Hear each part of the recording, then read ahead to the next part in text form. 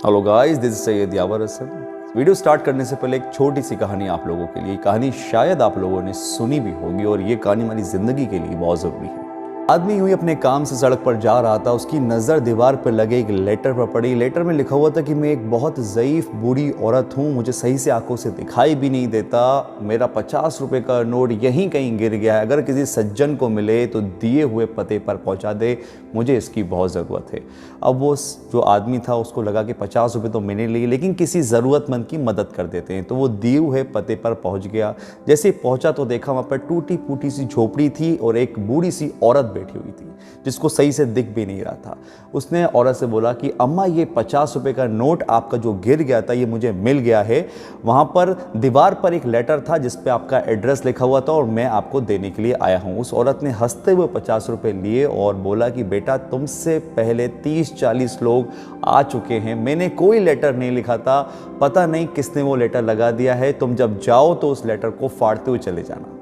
वो आदमी आश्चर्य में होता हुआ चला गया कि यार ये लेटर किसने लिखा होगा।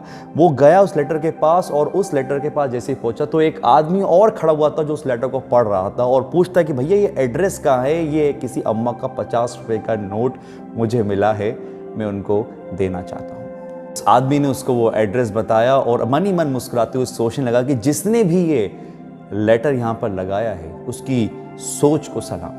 अब वैसे तो जो आपने कहानी सुनी होगी वो कहानी यहीं ख़त्म हो जाती है, लेकिन इस कहानी के बाद एक सोच आपके हमारे दिमाग में आती है। सोच ये है कि वो जो औरत थी वो भीख नहीं मांगती थी, तो फिर कहाँ वो औरत उस इंसान को मिली जिस इंसान ने वो लेटर लगाया था। हो सकता है कि वो बूढ़ी औरत कहीं सड़क से जा रही होगी और इंसान ने देखा होगा कि काफ़ी ज़ईफ़ हैं, इनकी थोड़ी बहुत मदद कर दो, इनको घर तक पहुंचा दो। जैसे उस औरत को उन्होंने घर पहुंचाया होगा तो देखा होगा कि उसका घर तो बहुत टूटा फूटा सा है, उसके पास कोई है भी नहीं, आसपास कमाने का कोई सोर्स भी नहीं है, तो उसने सोचा होगा कुछ पैसों की मदद कर दूं। लेकिन कुछ पैसों की जब मदद करूंगा तो पैसे तो आज नहीं कल ख़त्म हो जाएंगे, कुछ ऐसा कर दूं कि इनके पास पैसे कंटिन्यू आ सके। उसकी नेक सोच दिमाग में आई होगी और जाते जाते उसने एक लेटर ठीक उसके घर के थोड़ा सा दूर लगा दिया ताकि जो भी पढ़ेगा, और 50 रुपये कोई बहुत बड़ी बात नहीं होती है, 100 लोग पढ़ेंगे तो 100 में से 10 लोग तो उसको 50 रुपये देकर जाएंगे। कम से कम उसकी जो जिंदगी है जो बची है वो आराम से कट जाएगी।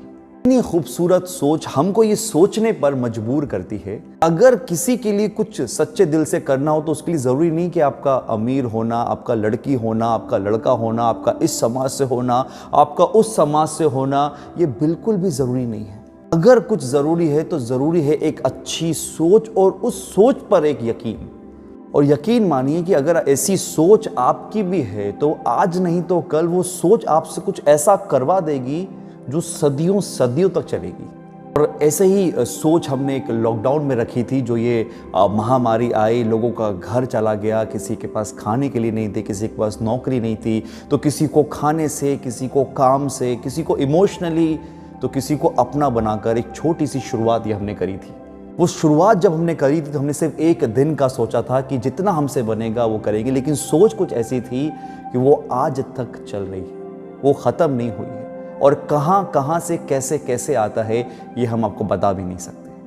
बस इसी गुजारिश के साथ इस वीडियो को मैं ख़त्म करूँगा कि आपके दिमाग में, आपके दिल में कोई सोच है किसी के लिए कुछ करने के लिए, तो संडे को थोड़ा सा वक्त निकाल के जितना आपसे हो सकता है अपने आसपास जो मजबूर परेशान लोग हैं, जो शायद मांग भी नहीं सकते, उनकी मदद बिना मांगे आप कर दिया करें। बहुत ज़्यादा कुछ नहीं करना, आपके पास जो भी है उसका छोटा सा हिस्सा, बहुत छोटा सा हिस्सा किसी की खुशी के लिए, किसी की भूख के लिए, किसी की ज़रूरत के लिए खर्च करना है।